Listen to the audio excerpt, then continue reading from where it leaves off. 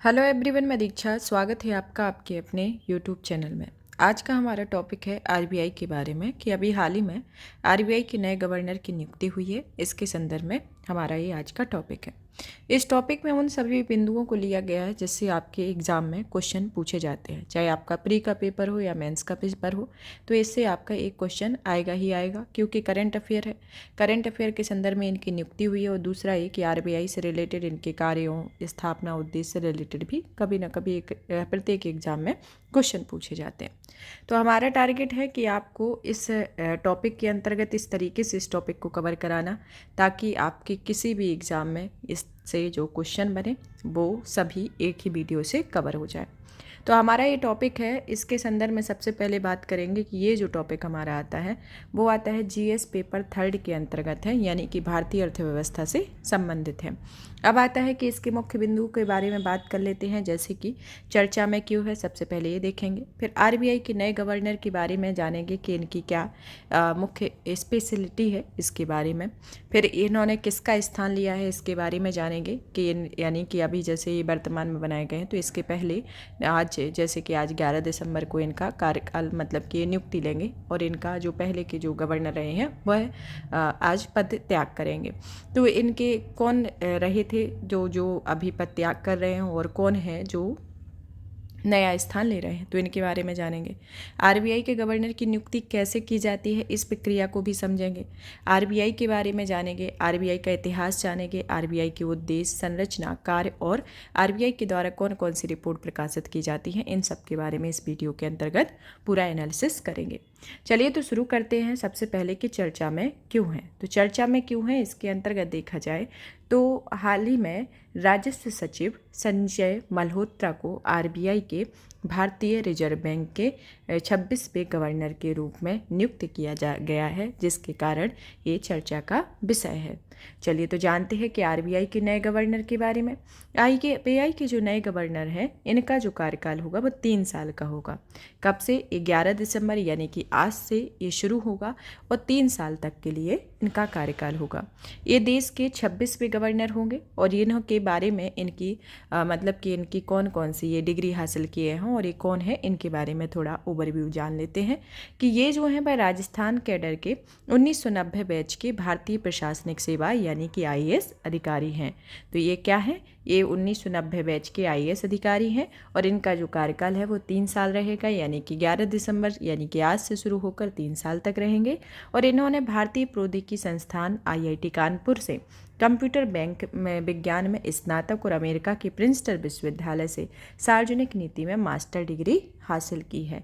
तो इनकी ये शैक्षणिक योग्यता है और वर्तमान में ये वित्त मंत्रालय के तहत वित्तीय सेवा विभाग में राजस्व सचिव थे।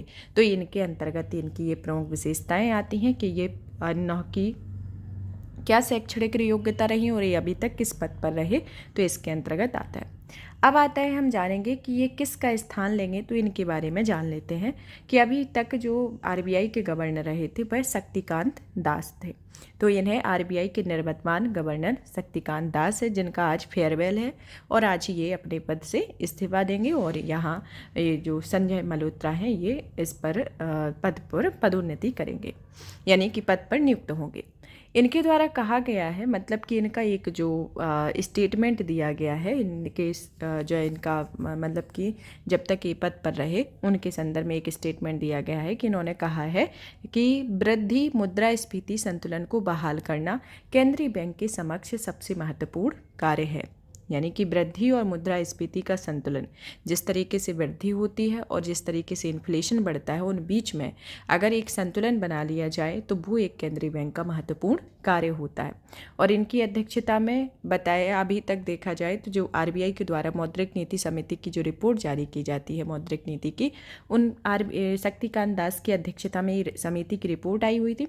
और अभी तक देखा जाए तो लगातार ये रिपोर्ट आई हुई है, जिसमें लगातार 11 बार रेपो दर में कोई बदलाव नहीं हुआ है। तो इनके कार्यकाल में ये प्रमुख बातें रही हैं, तो इनको भी मेंशन कर लिया गया।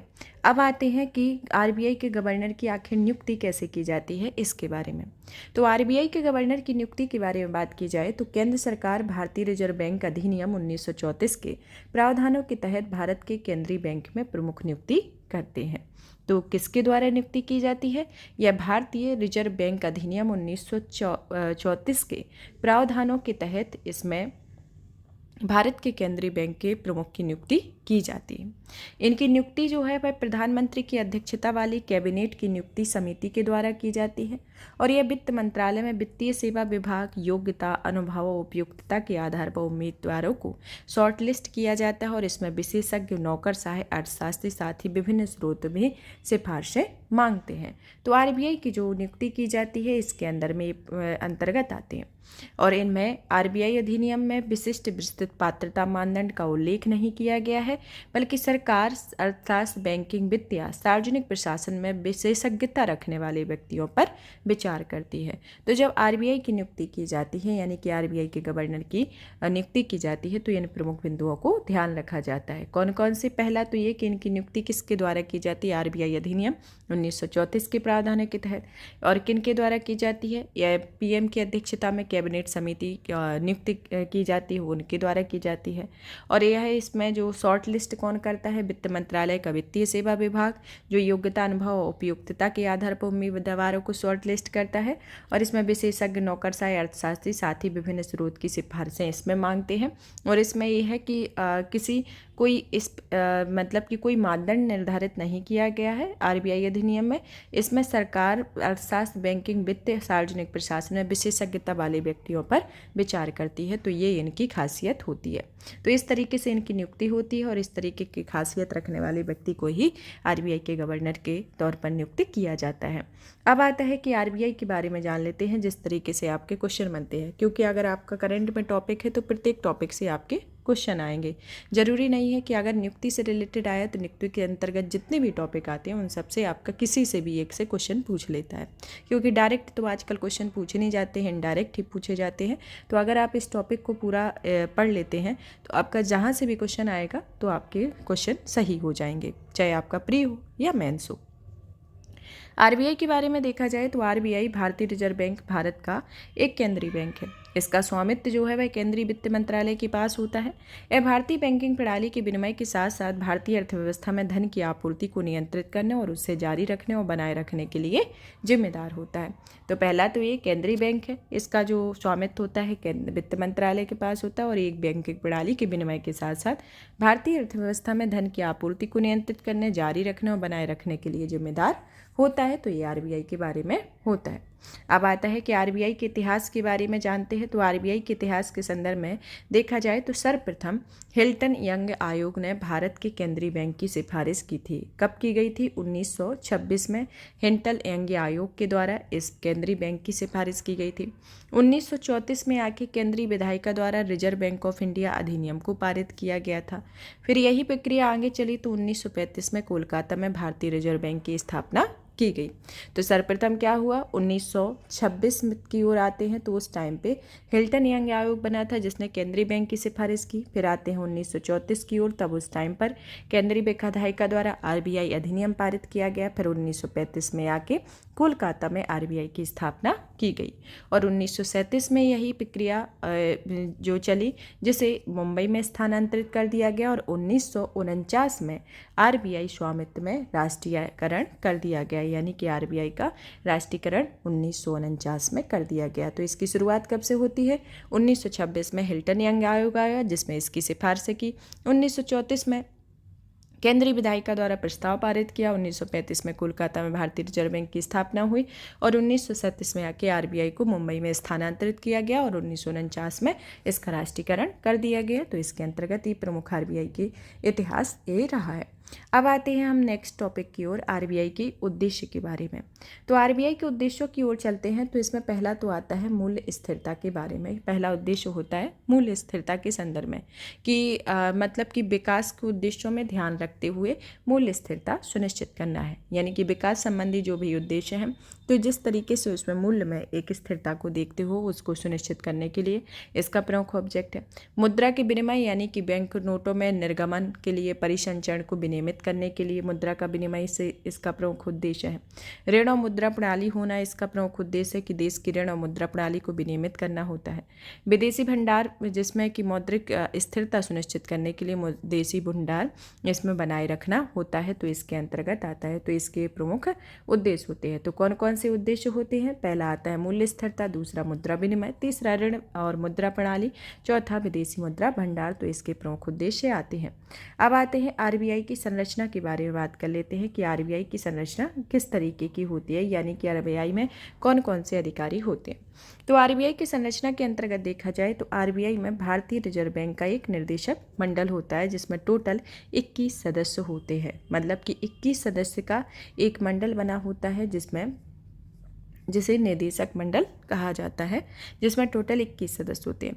अब 21 सदस्य कौन कौन से होते हैं उनके बारे में जानते हैं। इसमें देखा जाए तो 5 जो होते हैं वह ऑफिशियल डायरेक्टर यानी कि आधिकारिक निर्देशक होते हैं, और जो दूसरे जो आते हैं यानी कि 16 जो आते हैं वो आते हैं आपके गैर ऑफिशियल, मतलब कि नॉन ऑफिशियल डायरेक्टर होते हैं, जिनमें गैर आधिकारिक निर्देशक आते हैं, और इसमें ऑफिशियल डायरेक्टर यानी कि आधिकारिक निर्देशक इसमें टोटल 5 होते हैं, और इसमें टोटल आपके 16 होते हैं। तो इस तरीके से ये निर्देशक के बारे में, जिसमें आधिकारिक निर्देशक में एक गवर्नर होता है और 4 उप गवर्नर होते हैं। तो यानी एक गवर्नर 4 उप गवर्नर। और इसमें गैर आधिकारिक निर्देशक के अंतर्गत देखा जाए तो इसमें विभिन्न क्षेत्रों में के निर्देशक जो आते हैं वह 10 होते हैं। स्थानीय बोर्डों के निर्देशक होते हैं वो 4 होते हैं, और सरकारी अधिकारी 2 होते हैं। तो इस तरीके से देखा जाए तो इसमें टोटल 16 नॉन ऑफिशियल और आपके 5 आते हैं ऑफिशियल, और टोटल इसके निर्देशक मंडल में 21 सदस्य होते हैं। अब आता है कि आरबीआई के प्रमुख कार्यों के बारे में जान लेते हैं कि आरबीआई के प्रमुख कार्यों के संदर्भ में देखा जाए तो पहला आता है कि यह भारत के विदेशी मुद्रा भंडार का प्रबंधन करता है, मुद्रा को जारी करने का कार्य करता है, जिसमें कि रुपए के अंदर और बाहर करने की जो प्रक्रिया होती है उसका कार्य भी आरबीआई के द्वारा किया जाता है।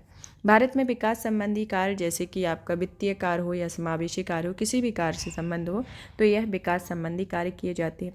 सरकारी बैंकर का काम करता है, बैंकों की बैंक का काम करता है। तो ये आरबीआई के प्रमुख कार्य होते हैं। अब आता है कि आरबीआई के द्वारा कौन कौन सी रिपोर्ट प्रकाशित की जाती हैं उनके बारे में जान लेते हैं।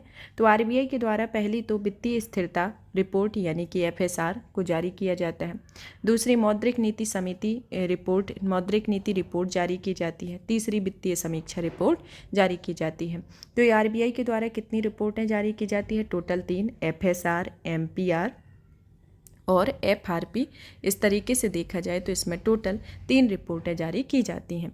तो ये जो हमारा टॉपिक था वह आरबीआई से संबंधित था, जिसमें आरबीआई के बारे में जितने भी इम्पोर्टेंट पॉइंट थे उनको हमने कवर किया। आप इस सेशन को ज़्यादा से ज़्यादा शेयर करें, वीडियो को लाइक करें, चैनल को सब्सक्राइब करें। धन्यवाद।